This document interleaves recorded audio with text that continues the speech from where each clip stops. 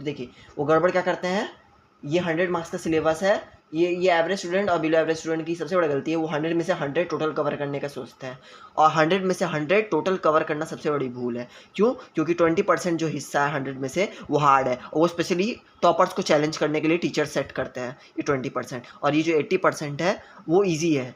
वो easy normally सब average और बिलो एवरेज स्टूडेंट्स के लिए होता है, पर सब गड़बड़ क्या करते हैं, वो दोनों को कवर करने का सोचते हैं और टॉपर्स के साथ कम्पीट करने का सोचते हैं कि वो जैसे टॉपर्स के 96% आ रहे हैं उनके भी आ जाएंगे, अगर वो 100 में से 100 का टारगेट लेके चलेंगे, 60-70 तो आ ही जाएंगे 100 में से 100। तो वही गड़बड़ करते हैं, 100 का टारगेट लेके चलते हैं, और कई बार तो 40-50 आता है, कई बार तो बिलो एवरेज स्टूडेंट का 40-50 भी नहीं आ पाता है, वो पास भी नहीं कर पाते हैं। क्यों? क्योंकि वो 20 में ही फंस जाते हैं। ये 20-80 पे भारी पड़ता है। ये 20 को समझने में हर ये करते हैं, इतना डिफ़िकल्टी आता है कि वो अपना सारा टाइम वेस्ट इसी में, इसको समझने में ही कर देते हैं, और उसके बाद ये उनसे होता भी नहीं है। टाइम भी लगा देते हैं, उनको समझ में भी नहीं आता है, और वो इस 80 को छोड़ देते हैं। और वहीं अगर वो बच्चे इस 80 को पकड़े, इस 20 को भूल जाए, क्योंकि ये सिर्फ टॉपर्स के लिए, इसमें बहुत ज़्यादा दिमाग लगता है, बहुत सब कुछ, बहुत दिमाग हो, बहुत टाइम हो, तभी आपको ये 20 क्या बोलते हैं 80-20 दोनों के लिए करना चाहिए। ये सब चीज़ क्या बोलते हैं 100% का टारगेट आपको तभी रखना चाहिए, आपका दिमाग जब अच्छा खासा हो और अच्छा खासा टाइम हो, आपको हर चीज़ समझ में आता हो बहुत अच्छे से, तभी।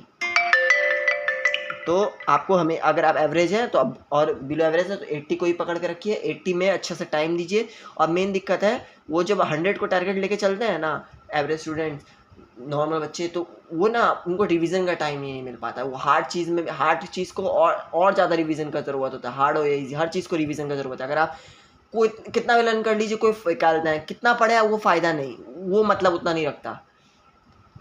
जितना पढ़े हैं उसको कितनी बार रिवाइज़ किए, ये सबसे मेन चीज़ है।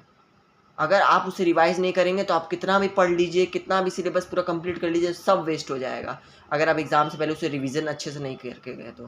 क्योंकि रिवीजन करने से 3 बार, 4 बार, 5 बार, जितना बार आप उसे रिवीजन करेंगे, जितना ज़्यादा वो आपके माइंड में एकदम फिक्स होके बैठ जाएगा।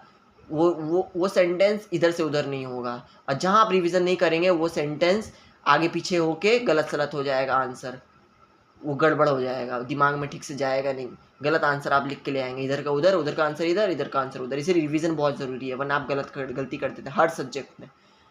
इसीलिए छोटा टारगेट रखिए, और छोटे टारगेट को उसको अच्छे से पढ़िए, उसको बार बार रिवीजन करिए, और उसको मेहनत भी कम लगेगा, और अच्छे से वो जितना लिखेंगे वो परफेक्ट एकदम लिखाएगा। मतलब अगर आप लिख रहे हैं